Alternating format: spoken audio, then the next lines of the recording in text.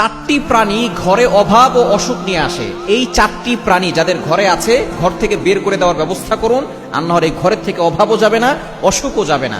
নবীজি সাল্লাল্লাহু আলাইহি ওয়াসাল্লাম আমাদেরকে জানিয়ে দিয়েছেন। নাম্বার 1, 1 নাম্বার হচ্ছে টিকটিকি। টিকটিকি হচ্ছে এমন একটা প্রাণী যেটা খুবই বিষাক্ত একটা প্রাণী। এই টিকটিকি যদি কোনো খাবারের ভিতরে পড়ে যায় অথবা সে খাবারের ভিতরে মল ত্যাগ করে, ওই খাবারটা কিন্তু বিষ হয়ে যায়। এটা কিন্তু অনেকেই আমরা জানি না, বর্তমান চিকিৎসা বিজ্ঞান বের করেছে। 1500 বছরের নবী সাল্লাল্লাহু আলাইহি ওয়াসাল্লাম বলেছেন তোমরা টিকটিকি যেখানে পাবে সেখানে তাকে মেরে ফেলবে, এবং এক আঘাতে মেরে ফেললে আপনার সওয়াবও হবে।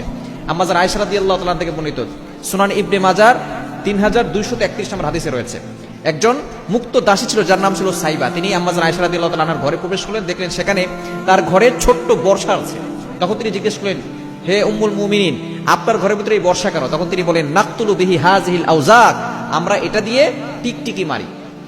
কেন মারা হয়? তখন তিনি বলছেন, নবী সাল্লাল্লাহু আলাইহি ওয়াসাল্লাম জানিয়ে দিয়েছেন, যখন ইব্রাহিম আলাইহিস সালামকে আগুনে নিক্ষেপ করা হয়েছিল তখন সকল প্রাণী চিন্তিত হয়ে পড়েছিল কিভাবে আগুন নিভানো যায়, কিন্তু একমাত্র টিকটিকি আগুনে ফু দিয়েছিল যাতে করে আগুন আরো প্রজ্বলিত হয় এবং ইব্রাহিম আলাইহিস সালাম পুড়ে যাক।